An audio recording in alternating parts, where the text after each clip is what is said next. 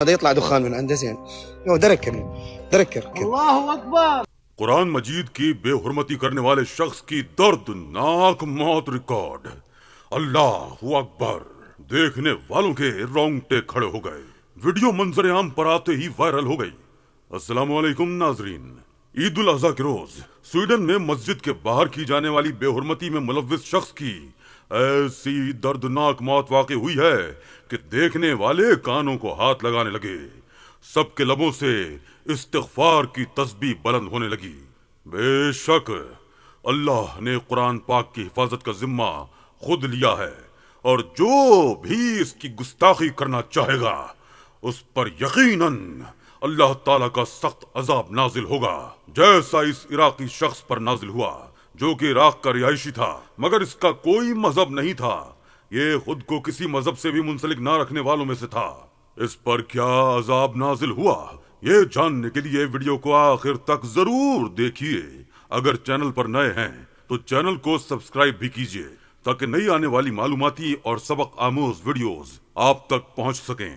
جی تو ناظرین، قرآن کریم آسمانی کتابوں میں سب سے بلند اور ممتاز اس سبب سے بھی ہے کہ اللہ تعالیٰ نے اسے کسی تحریف اور تبدیلی سے محفوظ رکھنے کا خود ذمہ لیا ہے. اگر اللہ تعالیٰ نے قرآن کی حفاظت کا ذمہ نہ لیا ہوتا تو اس میں بھی تحریف اور تبدیلی کا وہی حال ہوتا جو سابقہ آسمانی کتابوں کا ہوا، کیونکہ سابقہ آسمانی کتابوں کی حفاظت کی ذمہ داری اللہ نے انہی لوگوں کو سونپی تھی جن کی طرف اللہ نے وہ کتابیں اتاری تھیں. مگر آج جب دین اسلام تیزی سے پھیل رہا ہے تو یہ بات غیر مسلموں کو کھٹک رہی ہے. وہ ایسے موقع تلاش کرنے میں لگے ہیں جن سے وہ اسلام کو بدنام کر سکیں.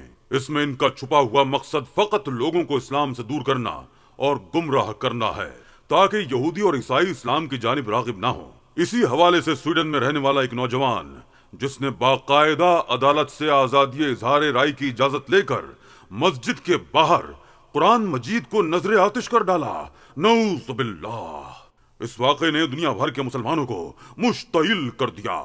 سبھی اپنے اپنے ملکوں اور علاقوں میں بطور احتجاج گلیوں اور سڑکوں پر نکل آئے، جبکہ اس شخص کو اپنے کیے پر ذرہ برابر بھی شرمندگی محسوس نہیں ہو رہی تھی. اس کی جانب سے قرآن شریف کی بے حرمتی کی ویڈیوز سوشل میڈیا پر گردش کر رہی ہیں جن میں صاف دیکھا جا سکتا ہے کہ وہ کس قدر گستاخانہ انداز میں قرآن مجید کے ساتھ پیش آتا رہا. مگر دوستو، اللہ کی لاٹھی بے آواز ہے. یہ حکومت اور قانون تو ایک اصول کے پابند ہوتے ہیں مگر خدا اپنی کتاب کی حفاظت کا ذمہ خود لے چکا ہے.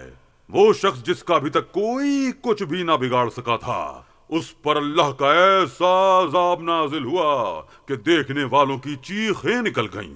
جی ہاں دوستو، وہ غیر مذہب شخص جس نے قرآن مجید کی بے حرمتی کی تھی، اس کی طبیعت چند روز بعد اچانک ہی خراب ہونے لگی. اسے سانس لینے میں دشواری محسوس ہوئی تو باقاعدہ پروٹوکول کے ساتھ اسے اسپتال پہنچایا گیا، جہاں پر اس کے مختلف ٹیسٹ کیے گئے تو کوئی بیماری سامنے نہ آئی. اس کی مزید حالت بگڑتی چلی جا رہی تھی. اس کا وجود جگہ جگہ سے پھٹنے لگا تھا. خون کی دھار یوں نکل رہی تھی جیسے کسی نے گہرا زخم لگایا ہو.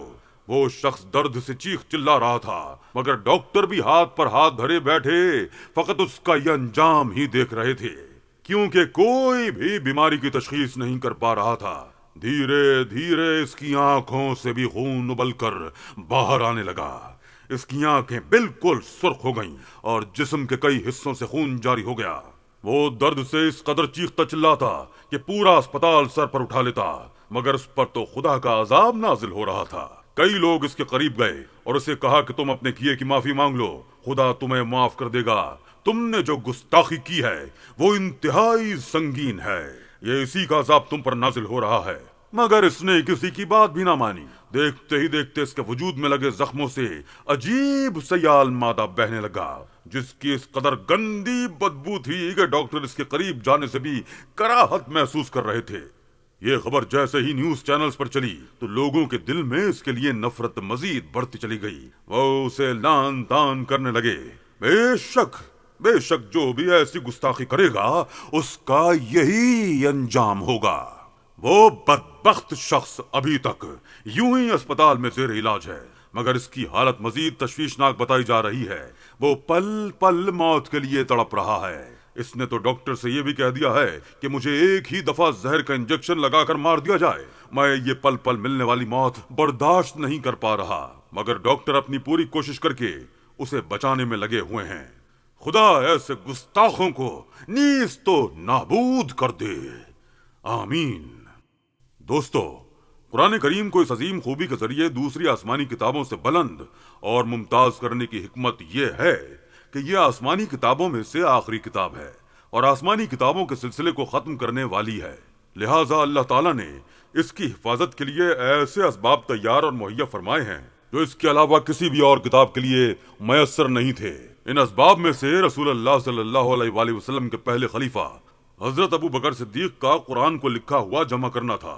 ان اسباب میں سے ایک سبب یہ بھی تھا کہ رسول اللہ صلی اللہ علیہ وآلہ وسلم کے تیسرے خلیفہ حضرت عثمان ذو النورین رضی اللہ تعالیٰ عنہ نے تمام صحابہ کرام کی رضامندی سے قرآن کو ایک کتاب کی صورت میں ثابت شدہ قرأتوں کے مطابق جمع فرمایا، پھر اس کے نسخے لکھوا کر تمام ملکوں میں روانہ فرمائے۔ ان اسباب میں سے سب سے بڑا اور معجزاتی سبب قرآن مجید کو زبانی یاد کرنا ہے۔ اللہ رب العزت کا ارشاد ہے، ہم نے ہی قرآن کو نازل کیا اور ہم ہی اس کی حفاظت کریں گے۔ سورہ حجر۔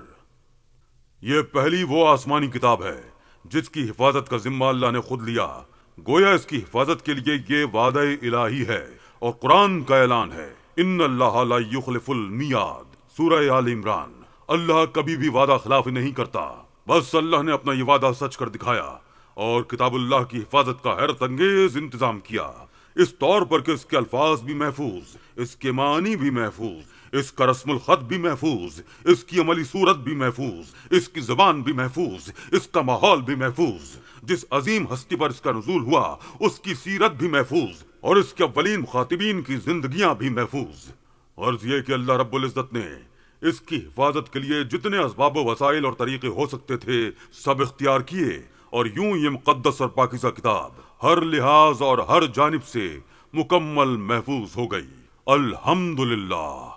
آج 1400 سے زائد سال گزرنے کے بعد بھی اس میں رتی برابر بھی تغیر و تبدل نہ ہو سکا۔ لاکھ کوششیں کی گئیں مگر کوئی ایک کوشش بھی کامیاب اور کارگر ثابت نہ ہو سکی اور نہ ہی قیامت تک ہو سکتی ہے۔ پاکستان سمیت عراق، ایران، سعودی عرب اور مشرق وسطی کے دیگر ممالک نے سویڈن میں قرآن شریف کی بے حرمتی کی مذمت کرتے ہوئے خبردار کیا ہے کہ اس طرح کا عمل دنیا بھر کے مسلمانوں کے جذبات کو ٹھیس پہنچاتا ہے۔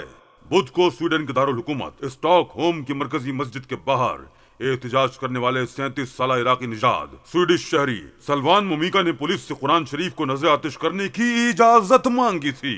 احتجاج سے پہلے مومیکا نے نیوز ایجنسی ٹی ٹی کو بتایا کہ وہ اس عمل سے آزادی اظہار کی اہمیت کو اجاگر کرنا چاہتا ہے۔ سویڈن کے دارالحکومت اسٹاک ہوم میں ایک شخص کی جانب سے قرآن شریف کے نسخے کو نظر آتش کرنے کے واقعے کی پاکستان اور ترکی سمیت متعدد مسلم ممالک نے شدید مذمت کی ہے۔ بدھ کو اسٹاک ہوم کی مرکزی مسجد کے باہر ایک شخص کی جانب سے قرآن شریف کے نسخے کو نظر آتش کیا گیا۔ قرآن مجید جلانے کے واقعے میں ایک عراقی نژاد شخص ملوث ہے جس نے اس مظاہرے کے لیے عدالت سے باقاعدہ اجازت لی تھی۔ اس واقعے پر جہاں مراکش اور اردن نے احتجاجاً اسٹاک ہوم سے اپنے سفیر واپس بلا لیے ہیں، وہیں جمعرات کے روز عراق کے دارالحکومت بغداد میں واقع سویڈن کے سفارت خانے کے کمپاؤنڈ میں مشتعل مظاہرین بھی داخل ہوئے۔ سوشل میڈیا پر شیئر کی جانے والی ویڈیوز میں درجنوں مظاہرین کو بغداد میں موجود سویڈن کے سفارت خانے کے کمپاؤنڈ میں گھومتے دیکھا جا سکتا ہے۔ جائے وقوع پر موجود خبر رساں ایجنسی AFP کے ایک فوٹوگرافر نے بتایا کہ ہجوم کچھ دیر کے لیے سفارت خانے کی عمارت میں داخل ہوا، تاہم مقامی سیکورٹی فورسز کی تعیناتی پر مشتعل ہجوم وہاں سے منتشر ہو گیا، جبکہ سویڈش حکام کی جانب سے اس نوعیت کے احتجاج کی اجازت دیے جانے پر ترکی نے سویڈن کی فوجی اتحاد نیٹو میں شمولیت کی دوبارہ مخالفت کی ہے۔ نیٹو رکنیت کے حصول کے لیے سویڈن کو ترکی کی حمایت درکار ہے۔ رواں سال جنوری کے دوران بھی سویڈن میں قرآن شریف نظر آتش کیے جانے پر مسلم ممالک نے شدید رد عمل دیا تھا، مگر افسوس، صد افسوس، یہ احمق لوگ ایسا کر کے فقط اپنی آخرت ہی خراب کر رہے ہیں۔ اللہ اکبر۔ یہ دنیا یاد رکھے کہ قیامت تک قرآن شریف کو اس دنیا کا کوئی بھی انسان کوئی نقصان نہیں پہنچا سکتا۔